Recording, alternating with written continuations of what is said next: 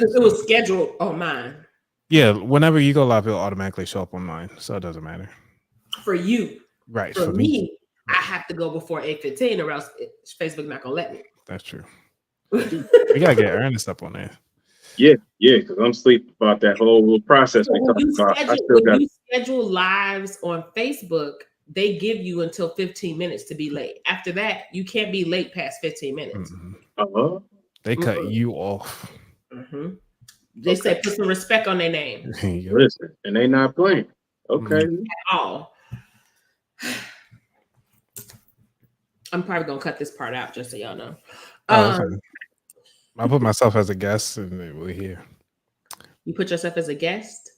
Well, when I advertise to my folks, I just say guest. Oh, gotcha. Okay, so let's get into it. Okay. Welcome. So me and a group of my friends, we typically meet every Wednesday, and we call it our accountability call. And essentially, the goal of it is for us to talk about our business goals, us to discuss different topics with our business, and some of those real conversations that you always feel like you need when you're in business. Because one of the things that I've seen a lot of times is you'll have a mentor and they'll mentor you, but they don't really give you the meat and potatoes. So we here to talk about all the meat and potatoes. We're going to be going live every third Wednesday of the month, and we're going to talk about it.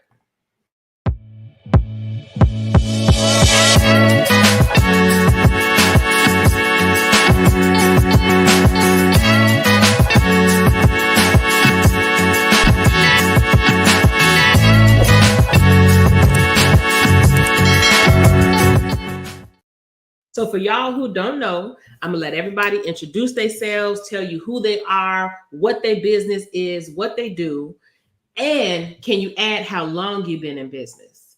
And then we're gonna get into it. You want to go first, Ernest? Don't worry. I got you. I'm gonna do like the teacher do. Oh my God. Bam. On Fred. Okay. Got him. Listen, my name is Ernest Comer III. I founded a company called E. Howard Co., where I do strategic facilitation and executive guidance. Basically, what that means is I help bring ideas to life and give folks an opportunity to bring their winning solutions to market. Now, I've been doing this thing since 2014. But when I kicked it off, it was definitely more of a side hustle. In 2021, I went full time. I've been partnering with organizations that are in this space of social venture and philanthropic investments, just trying to bring some strength and sustainability to the work that happens in that space. So that's me, man. Yeah. Full time since 2021, but been at it since 2014. And what about you, Anthony? Oh, well, hi, everybody. My name is Anthony Weaver. I am the host of the About That Water podcast, and I've been doing this since 2020. So coming up, 4 years now. And I have to say, this is great. I will would like to make this full time, but it is what it is. It's a process. It is a process. It's a process. Exactly. So for those who don't know me, I'm Nia, your favorite personal finance educator. And what I do is I drop down to earth money and home buying tips for high achieving women seeking the financial stability that they desire and deserve. I've been in business since 2017. My business has had ups, downs, lefts, rights, around the corners in the mountains and all of those things. And I've gotten good advice. I've gotten bad advice. So I thought maybe this was something that would be great to bring to the interwebs, to now officially Kamala's internet. It was Beyonce. Sorry, Beyonce. Right. It is now Kamala's internet. And so I thought this was a conversation that people would enjoy, especially if you're looking to go into business. You're already in business and you have a lot of those questions you just don't know. We're not claiming to be experts. We're not here to give advice. It's for us to just have real conversations and express what we have experienced and learned in our business. That's it. And my look, the ups and downs, don't they come and go? Exactly. Because that's my first question. Oh, right. What do you think was one of your first or your biggest mistakes in your business and starting your business?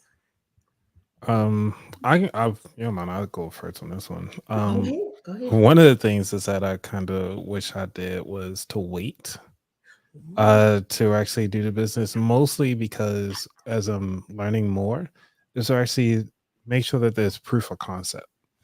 Got you. And So we're gonna. also, Oh, sorry. oh, Go ahead. I was just saying also if I'm able to actually sell the product, like me personally, do I have the energy to kind of maintain that stamina to actually make sure that this particular product, because each part of each business has its own level of energy. And podcasting, shucks, that's straight marketing. It's a popularity contest. And I did not think that through. Right. So we're going to pause for a second, and then we're going to bring in another person who's going to be joining us today. We're going to bring her up and let her introduce herself. And so just to recap, you're telling us who you are, what you do, and then how long have you been in business? Let's go, Renee. Hey there. Hey. Hey, what's happening? I'm excited. All right, guys. I am Renee Collins, CPA financial planner and the founder of Retire Ready. Retire Ready is a firm that is dedicated to helping families as well as business owners to develop a healthy relationship with their money so that they can save more, invest smart, and build wealth. So how long have I been in business? Well, if you count the part-time, when I started my business on a part-time basis, it's been a long time because I think I started in maybe 2005 doing taxes as a little side hustle before side hustles were side hustles. So I went full-time in 2010 when I lost my job. So it's been a while. And it's been a journey. You are the official veteran on the call. Right. She's the sensei of the live. Right, exactly. You guys are funny. Sensei. But yeah, so and now with all that being said, especially somebody who's been in the game so long, what do you think is your biggest or like just a mistake that you made in your business when you were starting it that you think was pretty important? You want me to go? Yeah, you or Ernest, because Anthony went already. Okay. I can go. I could pick. Y'all let me know. One of the things I would say, it's interesting because I just jumped off a call, and one of the things that we were talking about around money is getting help. Sometimes, we don't want to get help because we feel like, we should be able to figure it out, and one of the things that I wish that I had done early in my business was to reach out to resources, because there's so many resources that'll help you, get your business started, but you have to be willing to say, hey, I don't know this and I need some assistance, so for me, I would say the biggest mistake that I made was not getting help sooner. You don't have to take this journey by yourself, get some help. There are a ton of resources out there available that can help you navigate this path. So I'm going to tap into my corporate Aaron. I'm going to echo what Renee said. And I also agree. What? You know who corporate Aaron is? I have no clue who corporate. You don't know who corporate Aaron is? You need to send them the video. You got to look up corporate Aaron. All right, let me look it up. Go ahead and look it up so you can share your screen. Because you can share your screen from here. He got it. Right. Yeah, while you look it up, I'm going to finish talking. But go ahead and look up corporate Aaron, and we're going to put corporate Aaron on the screen. Because she's one of the reasons why some of us probably started our business. So I'm going to echo what she said in the sense that, yes, not getting help or even just putting that energy into getting into the right circles. Like, I feel like I underestimated how important that was when it came to being in business. Like, we all know it's a lot of who you know when it comes to making the connections.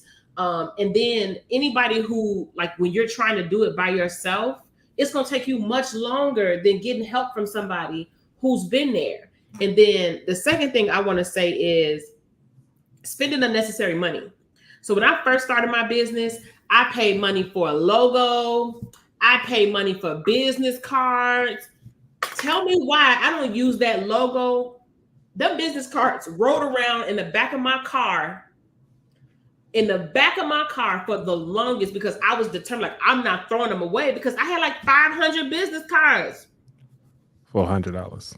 No, they were expensive. Oh. I didn't buy them from like Vistaprint. I got these from a Black-owned business, like a small business that I was trying to support. And so I got my logo designed by them. And so I paid more than $100. I paid a decent amount of money. And that logo, those colors, none of that stuff matches my brand. It doesn't match my brand personality now. I don't even use those colors, nowhere even near. Mm-hmm. You hear me?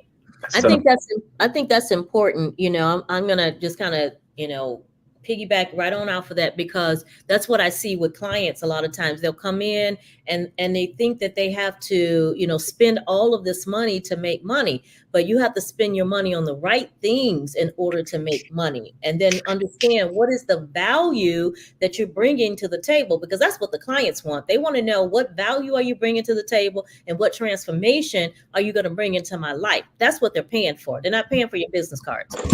That's it. That's it. Yeah, that's deep. Anthony, I need a ching ching or something. Okay. Oh, I mean, Where you at? oh, she calling me out. Oh, There you go. That's it. There you go. I got you a Sonic rings. All right. All right, cool. Hold We got a on. couple I got you. I'm about to say, I thought Anthony had one of the little things and be like ching ching. Nugget. Hey. Hey. Oh man.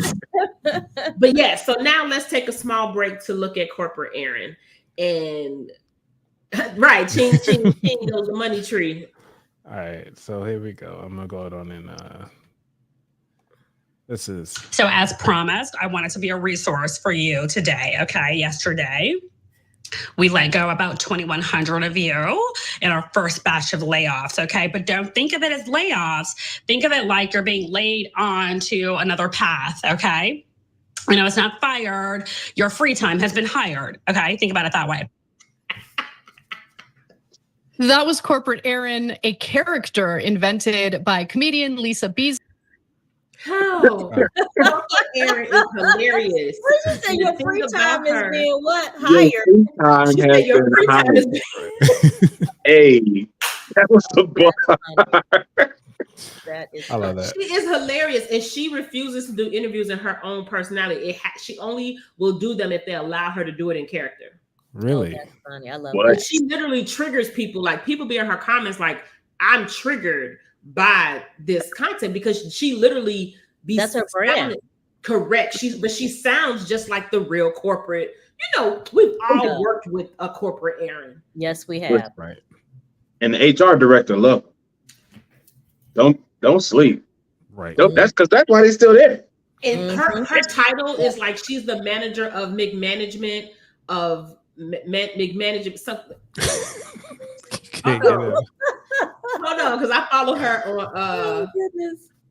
her on she's the manager for managerial managers at managers of McManagement at the Lisa B experience. She's the manager for managerial managers at managers of McManagement. Yeah, that tracks. Yeah, sounds about right. Like, genius. But for a lot of people, that's why they started their business, because they was dealing with a corporate Aaron. Yeah. And they decided like, and like what I say to that is that I see people do all the times, like, don't let the emotions get you out there. Right. It's gonna hit. It's gonna hit. You get out here. Emotions have you out there bad. Exactly. Yeah, like, build a plan, build some type of strategy. The same way they using you, like they hired you because you're supposed to help them reach their goal, use them back to help you reach whatever goal you have. Yeah. I think that was the mistake I made, like coming into my business and expecting it in too many ways to feel like work. And I allow myself to, I set myself up with one really strong client. And I'm like, okay, this is going to be my main source because this client can bring so many dollars into the business. Then that's like, I'm hiring a job basically. But when that client falls through because it's not a W-2 employee relationship, like it's a very different situation. So, you know, it was definitely a stumbling block for the business once that client fell off. And I realized like, oh, I should have been focused on marketing and establishing a pipeline and sales. Like recognizing the little that I understood about business acumen was definitely a gut punch for me. I can definitely believe that. And two, the thing about being in business is you're going to have periods where you don't have any business. You're going to have periods where it's nothing, like tumbleweeds rolling down the street. And that's the reality of starting a business. Like I tell people all the time, like, so when I tell them and I explain it to them, because people who are not in business, like I have people who support me, but they don't understand because they're not entrepreneurs. And so I explained to them, like, you know how when you start working at a business, they have all these things in place, and they have the marketing department, the accounting department, the payroll department. They have all these things in place, and then you come in and they're teaching you their brand. They're teaching you their brand story. They're teaching you their mission statement and their SOPs. You don't have none of that as a small business owner. You have to create all of that yourself. Mm-hmm. So that's just, and normally when I say something like that, they're like, oh, yeah, you know, you got a good point. Mm-hmm. I'm like, so that's one of the things I think that is important. And then the question that I find a lot of people need to possibly ask themselves, are you an entrepreneur or a CEO? And that's the reason why and they're not the same. Yeah, because Ernest and I talked about that just last week. About that. So, and I brought up the book, The E-Myth Revisited, because of that. It actually talks about those 3 different levels. So what person are you when you're trying to start this business? Are you sure you really want to go down that venture? And actually figuring out a way to actually test out the theory. And that's why I feel like, you know, having a group of people like us, like how we just kind of sit down and we could talk business all day. Mm-hmm. But for people who are looking to start a business, I don't think they have a resource or take time out to find a resource or find people that are actually approachable to even talk about their idea, because usually friends or family gonna laugh at it first. You're like, oh, I know you ain't doing this. Laugh at it, discourage it, talk stuff, make jokes, crack funnies, and then turn around and ask for something for free. That's it. Oh yeah. What you mean? Oh, I need one of them. You need one of them. They don't sell. They don't sell. Or they're gonna ask you for a discount, and then when you actually do have a sale, still don't buy. Right. Come on now. All that free stuff all day. Absolutely. And I would say, yeah, you know, I would say that, you know, it's going back to those resources, you know, remember that there's the Business Development Center out there. You know, a lot of colleges and universities will have, you know, entrepreneurship programs. Like I know there's one at DePaul where I graduated, my alma mater here in Chicago, and they have an entrepreneurship center. You know, so there are resources out there. So family, they won't get it, you know, because I don't think my family really took me serious, you know, until I got an office. And then they were like, oh, okay, maybe she is making a little bit of money. Oh, now they want to say, oh, okay, she got an office. Okay, like maybe she's doing something, you know. The little do they know, I bartered to get that office. But, you know, again, that goes back to what we're talking about with money. You know, I didn't have a lot of money when I started my business, so things were really tight. You know, I was getting like unemployment. I had just lost my job, and so I had to keep things tight. So, you know, I saw office space that I wanted, and this guy just so happened to, so interesting because it was like at a he actually had one of those, what do you call those office spaces where you go and rent an office or something? You know, it was something like that. Co-worker. Yeah, kind of like those space, you know, but not as nice, not as elaborate, you know, but it was similar concept that he was trying to pull off. And I went in there and I said, well, you know, I'm just curious, like, what do you know, charge for, you know, one of the rooms? And he told me what he charged. I couldn't afford it. You know, I said, well, you know, I said, I can't really afford that right now, you know, but I was like, hey, you need your taxes done now? Hey. And it just so happened that he was like, you know, actually, I do need an accountant. I'm in the market for an accountant. And so that's how that bartering relationship started. And so I did his tax returns, and in return for that, I got office space. That's how I got my first office space, because I just didn't have a lot of money. I was really holding on to every little penny. Like she said, you got to work with what you got. No excuse. Yep, exactly. Hey, one of my favorite philosophers said, you got to use what you got. to get what you want. Oh, I know that's right. you gotta make that money. Don't let it make you. Hey, there you go.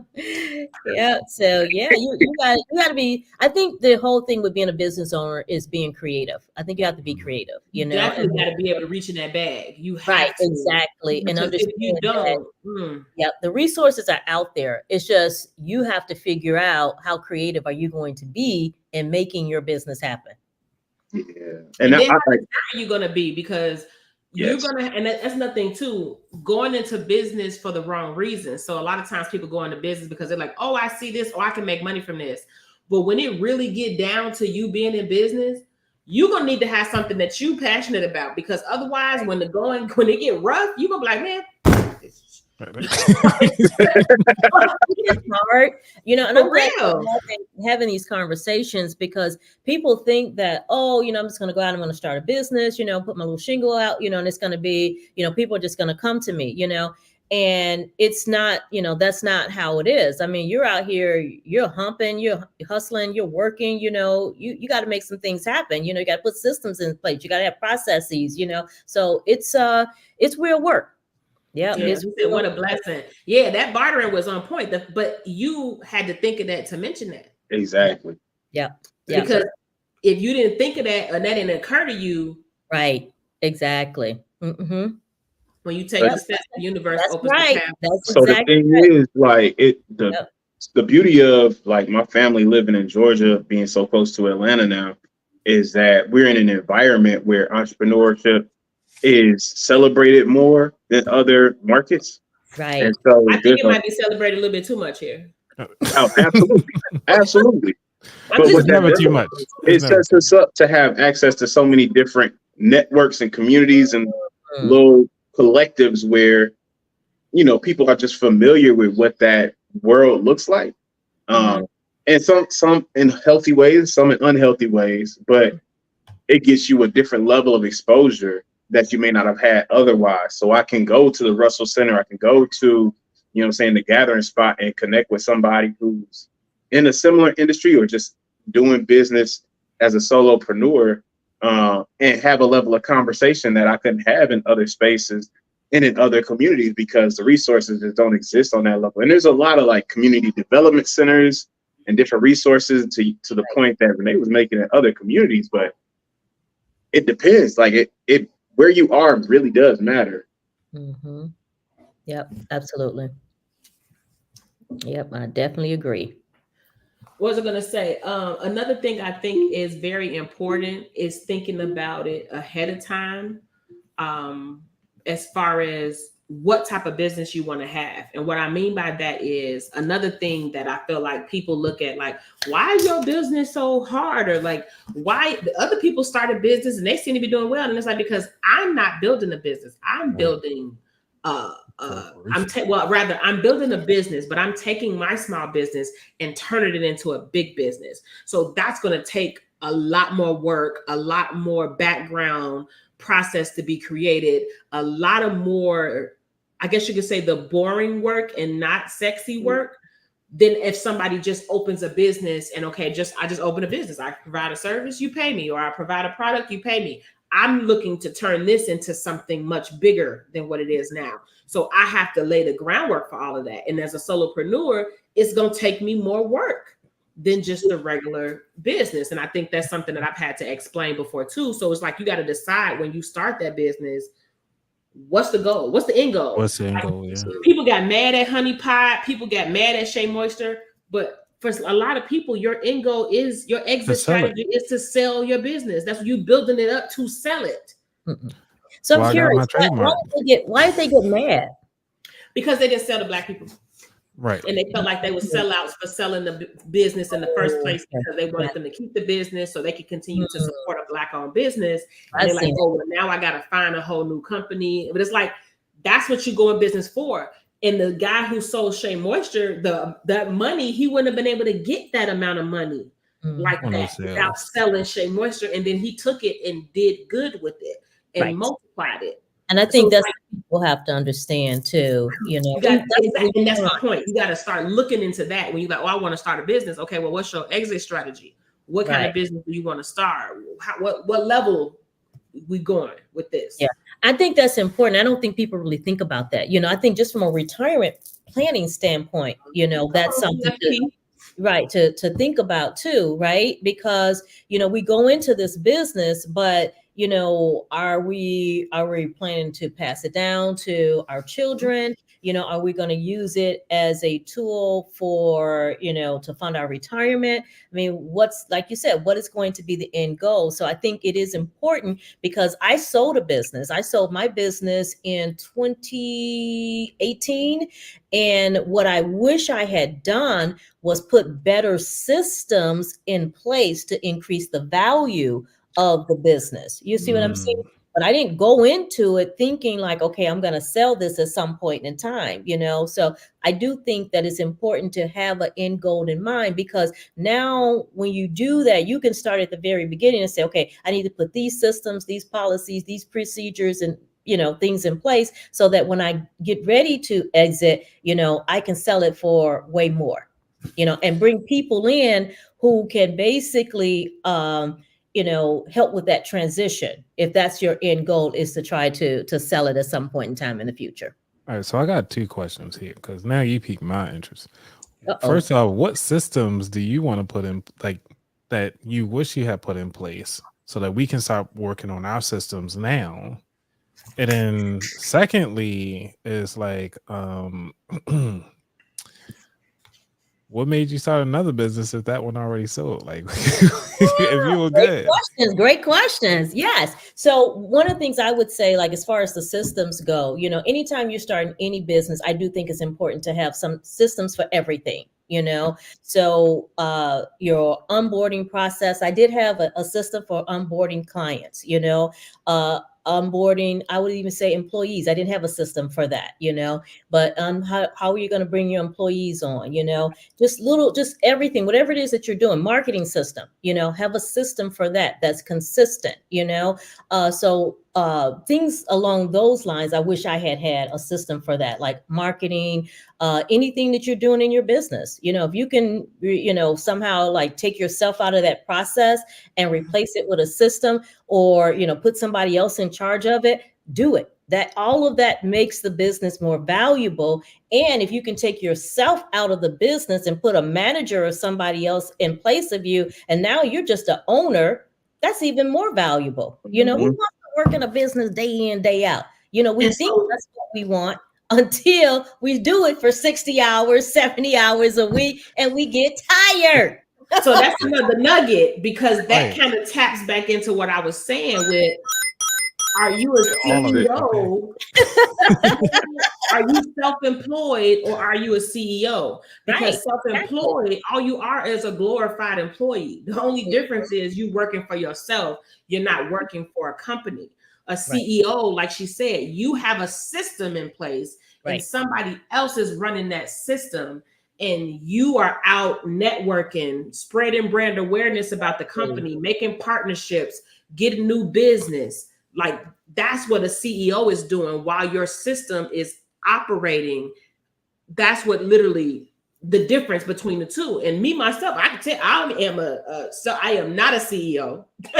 I'm trying to be a CEO, but I am not one yet. Like, and that's what that process, like she said, creating my processes, putting my things in place, and doing all those things, because that's my goal, to be a CEO. Like, I don't want to be working day in and day out up to 2:00 in the morning. Exactly. Yeah. Yep. Exactly. When you walk in Walmart, do you see the Walgreens? No, I don't see the Walt store at all. No. And that's the whole point, right? Exactly. So to answer the second part of your question, which was basically why did I, start the second business? That was the love. It was the passion. We talked about that, is that my love is for the financial planning, helping people to build wealth. That's what I love. Taxes, for me it was necessary. It was like a necessary evil. People have to get their taxes done, and I've been in taxes all my life. But what I really enjoy doing is serving people and helping people to, make that transformation around managing their money and using it to build wealth and basically live their dreams.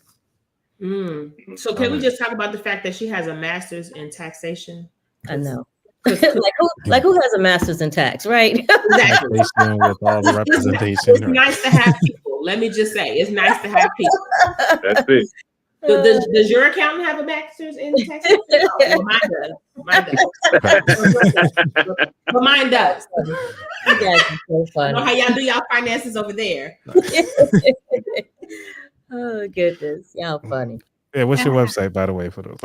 You said what? What's your website? Okay, right. Drop a link. Right. Y'all funny. I think most people are listening are serious. She said, "Now that's love for what you do, commitment. Absolutely. Yeah. And I feel like that's necessary if you're gonna have any type of longevity to your business, babe. Because I'm not gonna lie, like I literally was about to close my business before, and what I did instead is I took a summer off. So for that whole summer, I didn't touch my business. I didn't make a post. I kept my group going. But I literally just made an announcement in the beginning, like, FYI, I'm taking the summer off. And I spent that summer just being a hot girl. I was in the streets. I was for the streets that summer. I was out going to events. I was out kicking it. I was traveling. I was living my best life, not having to worry about no to-dos. I just went to work and went home. It was, I'm not gonna lie. I'll be lying to you if I say it wasn't amazing. But like she said, I have a true passion and I really want us to do better with our finances. No, it won't fix the world, but the change that it makes for you when you get your finances together, it's a whole new world. Yeah, absolutely. It's a whole new world that opens up for you. And so for that, I'm like, okay, I had my break, and that September, I got right back into it. Yep. And So I've been going ever since then. I pulled up an article, obviously on the back end, but they showing, at least in the financial sector, it's only 3.2%.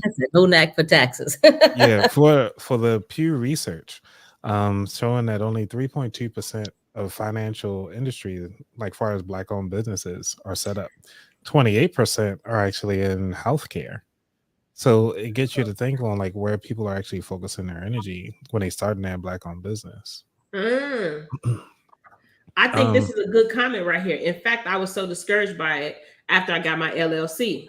What was he discouraged by, or she? I'm not sure. She is. But I think that people confuse it because your LLC is filed through your regular taxes. Yep, that's all it is. But you know that's not how it's portrayed. Oh, okay. You know, so it's not portrayed like that. It's portrayed like, oh, get you an LLC, file your like. There's like, no, you don't have to get an LLC when you get an EIN. Like, no, you don't have to. But if you are in a high risk industry, you want to, because it's going to provide you with liability protection.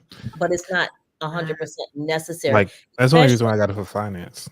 Especially if you're in high risk industry, you know, you're going to have some insurance. Hopefully, you have business insurance. You know, but if the limitation on your insurance, you know, if you hit that limitation because you got sued, then, you know, attorneys, they're going to come for you.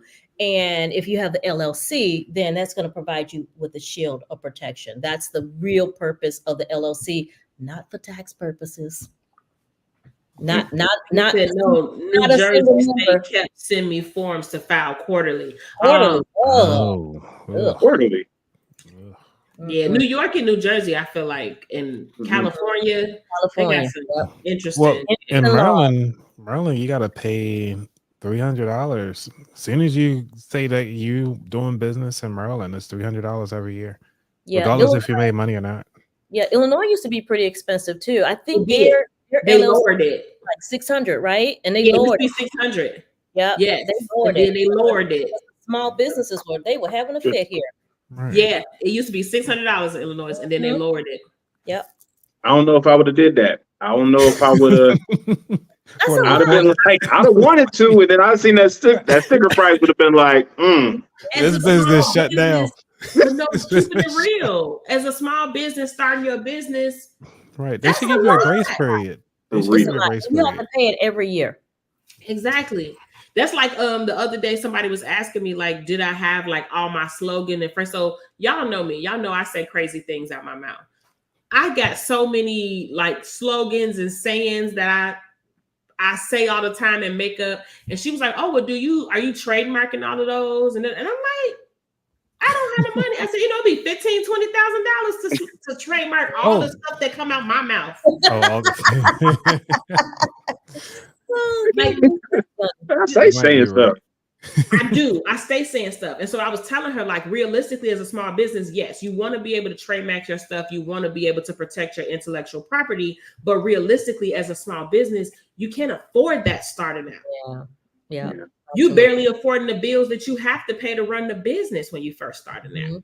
So it's like to trademark all of those things in the beginning, you will be burying a business that you don't even know if it's a viable concept yet. Absolutely. It gets very real. And I think we need more spaces like this to be able to have that conversation about how, you know, my kids want to go roller skating. And I'm like, yeah, that's not going to work for a little while. We're going to have to put some dollars together. And I got to go to this meeting. But they like, but ain't you the boss? Can't you reschedule a meeting? I'm like, yeah, okay, yeah, that's real. But if I don't do what I need to do in order to make the business run, and the business doesn't make money, and then we ain't never going to escape. Like, nobody. Right. The type of conversations that have to be had, man. Right. It gets tough. And I think that's one thing people forget is like when you're a business owner, every customer is your boss. At that part.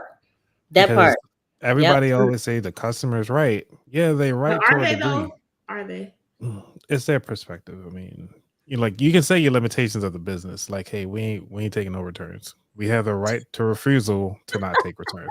Walmart got it right there on their return policy, big as A. Walmart has the right to refuse all of these returns. But I go to Costco. That's why I got all my stuff from Costco. It's like, shoot, get my clothes. Oh, these clothes look ashy. I'll take these back, get some new ones. There's a brand of clothes that they sell at Target for kids that they accept returns no matter what. It was Target does? Target does, yeah. Yes, it's a brand of clothes that you can return no matter what. I believe it's like children clothes. It is children clothes. I just sent it to a couple people because I saw that on Instagram. I was like, ooh. That's cool. I can't remember the name of the brand, but you can forever return their stuff. Wow. Y'all about to have me get a Google. whole wardrobe full of their stuff, and I would just never have to buy it again today. I sent too many memes. Just give me gifts. A lot of reels. Yeah, a lot of reels. Yeah. But anyway, I'll find it and I'll share with you guys. Okay. That's a whole hustle because you could come up off of that. That's why, but you know what? That's why people be getting into thrifting real good. Yeah.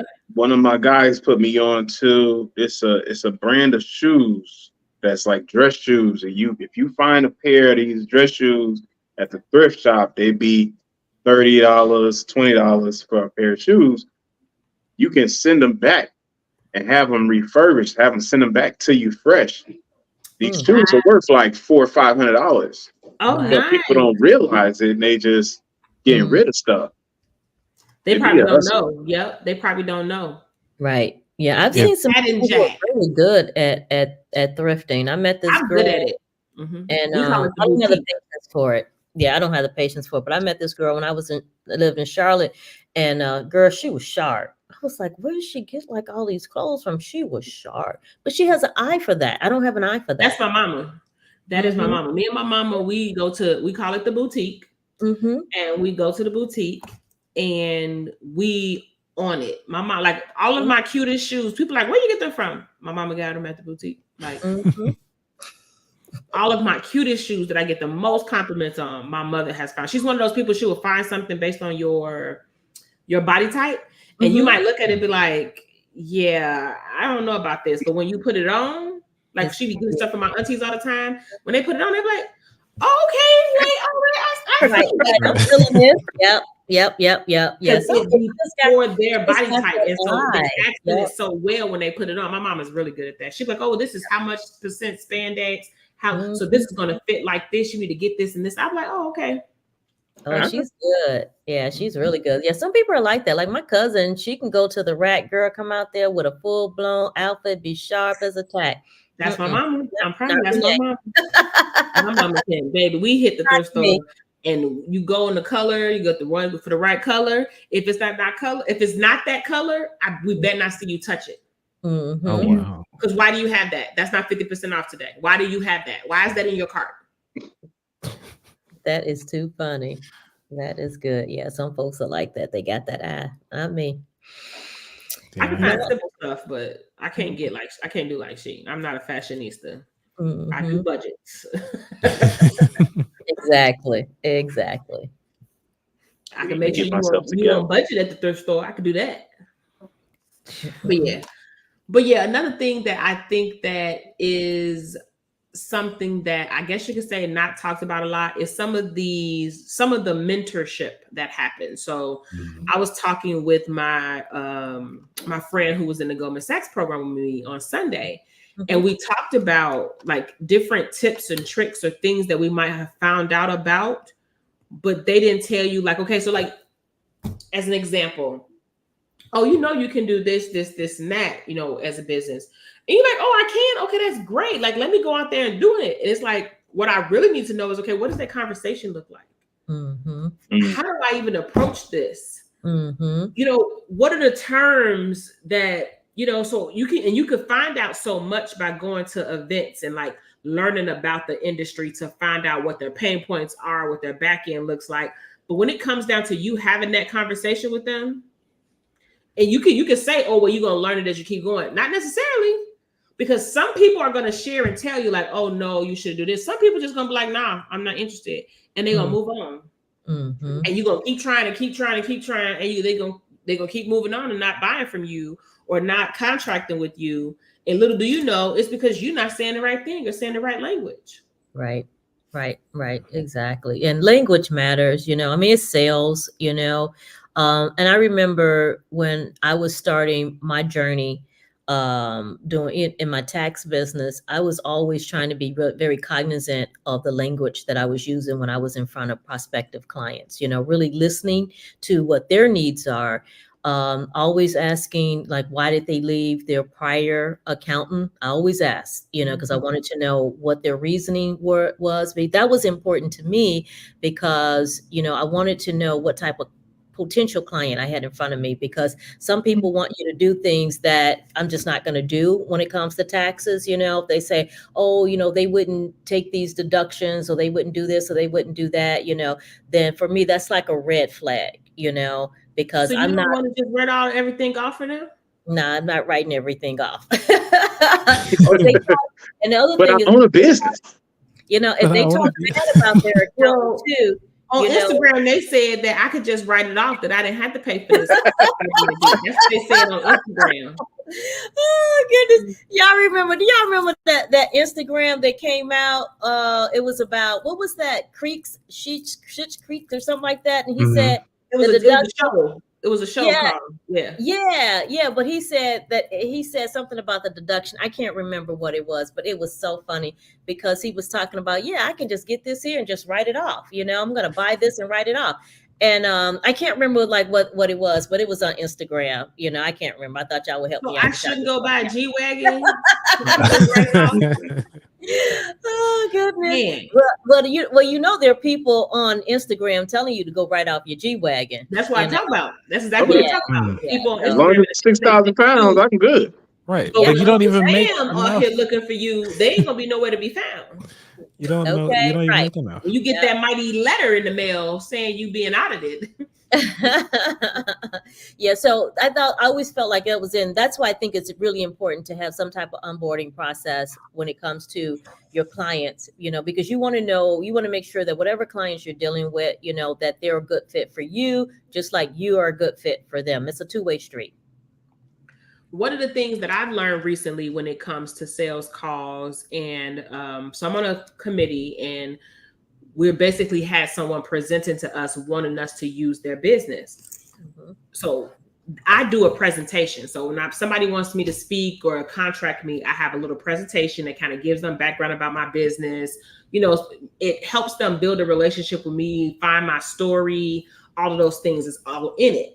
What I learned I was missing by watching their presentation is they told that part that I did, but they related every piece to how that part is going to benefit the company. Throughout the whole presentation, it was like, "I'm gonna have this, so I can help your citizens do this," because it was for a city. So it's like, we can help your citizens of such and such do this, and this. We have this budget program, and we teach this strategy, so your citizens will have this. Like every single part that they broke down of what they did in the presentation, they related it to, oh, well, we got this, but this is how it's going to help you. This is what's in it for you. This is what it's going to do for you. So it's kind of like when it gets to the end of the conversation, you don't have to go into the, oh, well, this is how I can help you. You've gone into it the whole time. So for me, I'm like, okay, I'm going to start doing that, because to me, that's how it should have been. But that's like a small nugget, seems very simple, but it was something I was missing in my presentations. Yeah, I do think it's important to go back and kind of do that analysis after you met with the client. I think Zig Ziglar had a book on something of selling, and he talks about that, going back to just kind of like after you have that sales call, breaking down that sales call so that you can really understand how it went and analyze it. Well, I had done that, but this was just, you only know what you know. So I didn't know that I should have been doing that during the call. Yep, absolutely. You live and you learn. You know how it goes. True. Yeah, I was in a fellowship program, and they had us write a pitch for our businesses. And that was something I had never done, because I never really thought about like the whole idea of selling the business. And so it was just one of those things I never thought about, like pursuing investments and stuff like that. But just going through that process of building a pitch deck and like crafting out a script really helped me it helped me realize, like, what am I actually doing? What is this business really? And so that was super healthy for me, but also to be able to talk about it in a way that not only makes sense for me, but makes sense to the client, the potential client, the person who might be interested in making an investment, because it's the type of thing that they want present in the marketplace. But because I never even talked about it in this way, I'm missing out on these opportunities without even realizing.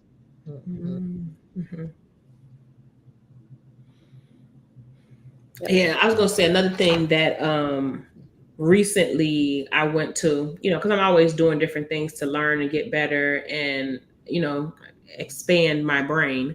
And it's basically was saying, like, when you get up in the day and you deciding what you're gonna do for that day, for every single thing you're doing, you ask, how does this relate to my goal? And you say, and then you break it down to the point where you're saying, oh, it relates to my goal because I'm going to post on social media so that I can get new people in my business, so that I can blah, blah, blah, blah, blah. So that, like, you go all the way so that until it's to your goal. And if it's not going to connect all the way to your goal, this is something you need to throw out of your schedule for the day. Yeah. That reminds me. Not something you should be doing for the day. You need to go. And then another one was like, write down 25 goals that you want to accomplish by the end of the year. And now that you wrote down those 25 goals, take the top 5. The rest of them, dismiss them. They're just distractions. Yeah, that reminds me of Carson's coaching.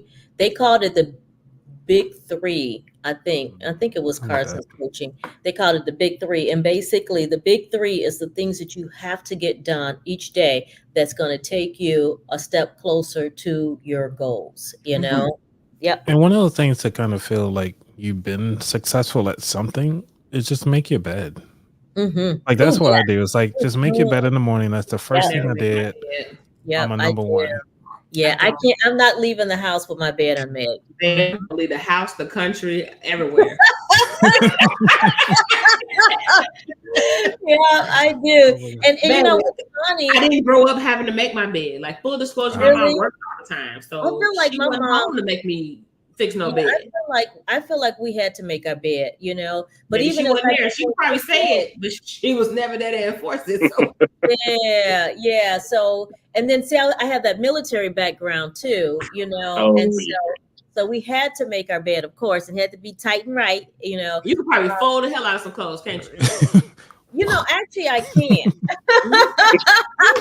Oh, you just roll them up into a ball? I used to date a guy in the military. Yeah, you had to roll them date a guy up, who but was you in the have to be military. rolled up a special way. This is a military. They ain't play that. I used to date a guy in the military, baby, and he used to keep his t-shirts on the shelf, but he had them things so freaking neat in that little square. Yep. I used to be like, and he would have them perfectly, better than any store you could walk into. Yep. Wow. Yep. Absolutely. Yes. I just Crazy.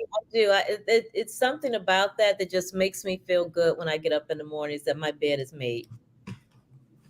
Yeah. Yeah, and or at least even drink some water before you leave the house or Now something that- like that. I Yep, got you. that too. I got you Yeah. on that. I'm trying to think of wait. something like you should be on your list. One, because health, everybody keeps saying that health is wealth. So Mhm. are you taking at least, like Nia said, is that activity, is that actually pushing you towards your goal?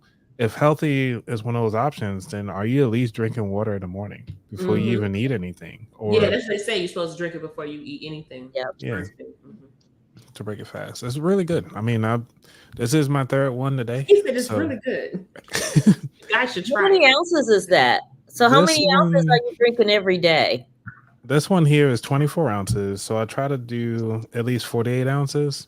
Okay. Sometimes I get lucky enough to do, an additional 24 So ounces. I don't even know how much this is. I actually got this from the Women in Money event in Atlanta last year. Mm. Okay. nice. And I love it because I drink a lot of water, and some water bottles, they don't have this angled correctly. Mhm. This bottle has it angled perfectly. But it doesn't say like how many ounces it is. So, and I've never like actually measured it. So I don't know, but all I drink is water. I don't drink coffee, tea. I drink water all day. Oh, that's good. Yeah, this is natural. Very good. No caffeine. Okay. Yeah. Well, I gotta have my caffeine in the morning. Really? You didn't really get caffeine in Pittsburgh? No, I did go to one day when I did my walk, I stopped at Starbucks on the way back, and then I had that outside. But no, they had let me think, did I have, oh yes I did, because when I got there I had my coffee. Mm-hmm. Yeah, before I went to the conference, I had some Oh, coffee. gotcha. Okay. And then I went over there, and I think the only day I didn't have coffee was like that Tuesday. Girl, I be on my coffee, don't play. When I don't have my coffee, I know I didn't have my But coffee. listen, most people They will be like signs. They be will on it. Like it be the morning, and they be like, "I need my coffee." I'm telling you, girl, don't be playing with my coffee. It's so funny because everything else could be healthy, honey, but I'm gonna have my coffee. I am. I'm gonna have my coffee in the morning. I have a suggestion for our topic for next week. What's that? What's that? Are we going live next week? I thought Next week too? I thought it was I mean, not already next third. week. Sorry, Oh. next time, next Gotcha. session. Okay. Okay. What's Networking. Oh, networking. Yeah. Yeah, as a matter of Networking, fact, I'm Yeah. going to a networking event next Wednesday, so I won't be joining you guys. Okay, but we Yeah. won't be going live to the third Wednesday in August. Right, but you guys are going to meet still that Wednesday, right? I believe so. Yeah. Yeah, I'm going to a networking event that evening. But yeah, I think that's a good topic, and I think that's something that a lot of businesses like they go to networking events, but they don't be as fruitful for a lot of them. I know when I first started going to them, they weren't as fruitful for me as they are now. Mhm. Like Renee would tell you, baby, I was at that conference talking to everybody. She was. Baby, I was running with my mouth. When I came home, I didn't even go walking people for 2 days because I needed a chance to be quiet and shut up. Wow. Ooh. Yeah, networking takes a lot out of you. We was in a museum. We was in a museum. I was talking to everybody. See, when I go, I even if I go to like a major conference, thousands of people, my focus is on finding 3 people who I know I want to build some type of follow-up connection with. Mm-hmm. Because I can talk to everybody in the room, but my purpose, my intent in that space, like find you 3 people for real.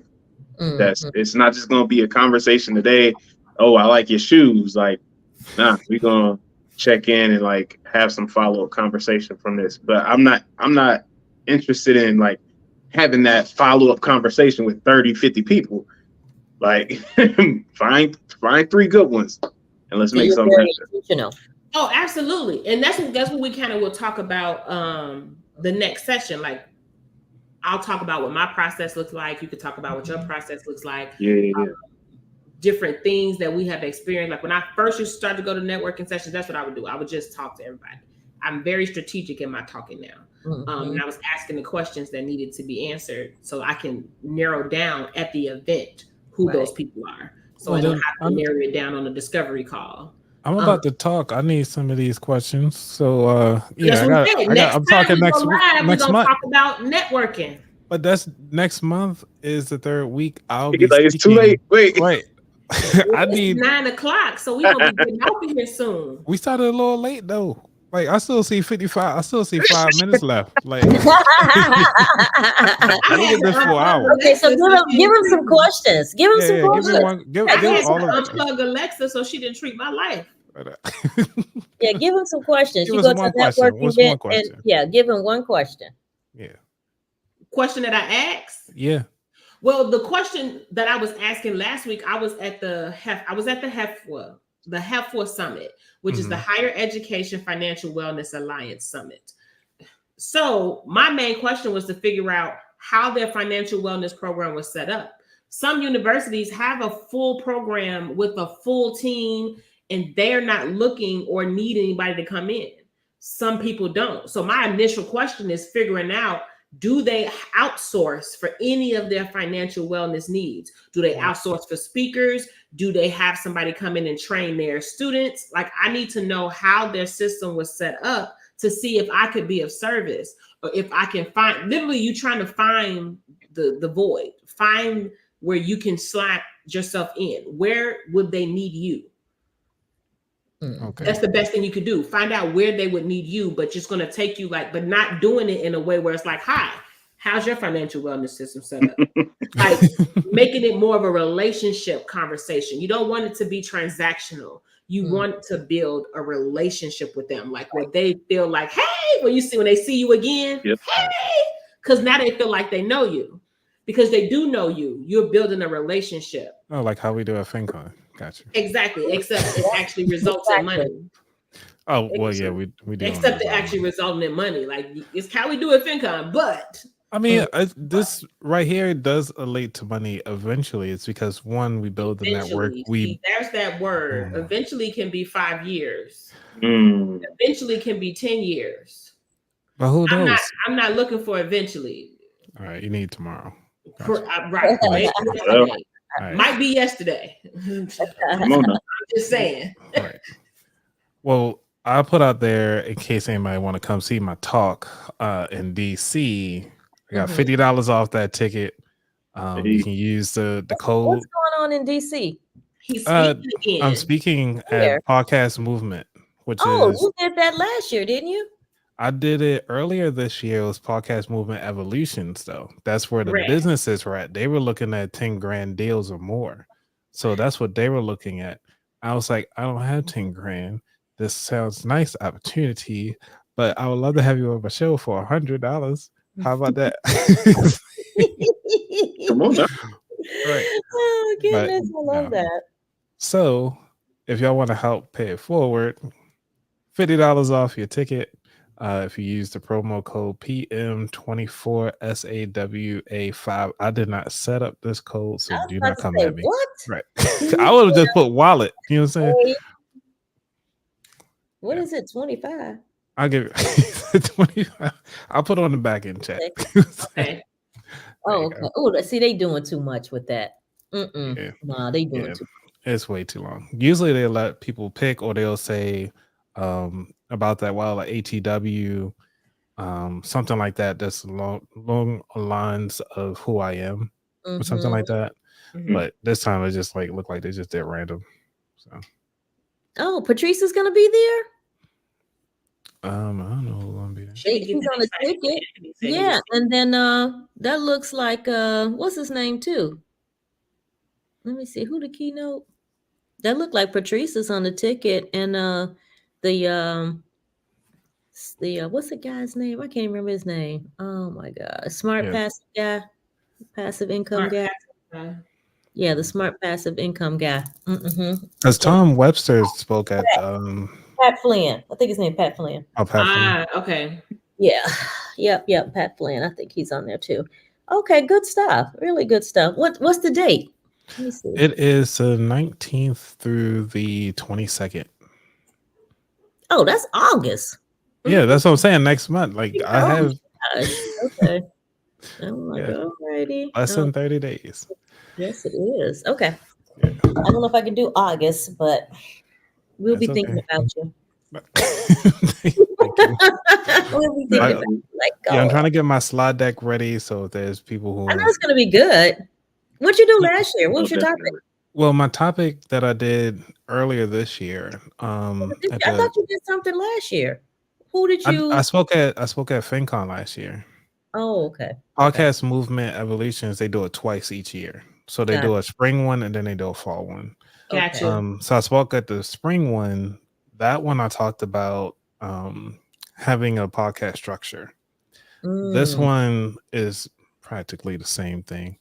It's just time management skills. So pretty much I'm helping people build strategies so they can avoid burnout. Okay. And so that pretty much is my talk on that one. But it's mostly like a more expert talk. And they was like, oh yeah, you know, you can get up to like 20 something people. I'm like, I'm trying to get 40 to 100 people crowded around me. And I'm gonna create my own little speaking moment. Even though I'm labeled as a speaker, but they say it's pretty much free reign for me. I don't have to be stuck to a room. So I'm just trying to open space, pile as many people as in there. I was like, hey, I'm speaking. Hey, I'm speaking. Hey, I'm speaking. And then I picked the time frame where the people that are speaking in like rooms and stuff, they're not really that cool of a topic to me. So I'm like, that's why I had to look at the schedule while we were talking. I was like, let me pick the right one. That's what I was doing the Heifer too, because I'm speaking for Heifer September 10th. So same thing, I was using that as well to let people know, like, if you go on the website, you can register. I'm speaking September 10th. Right.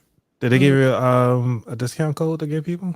It's virtual. There's no discount code needed. Oh, is it free? I believe so. Yeah. All right. I believe so. Don't quote me. Okay. Yeah, they gave me, even though I did one for Podfest, it was a free one. It was like the most signups, you actually get all the downloads for everybody's talk.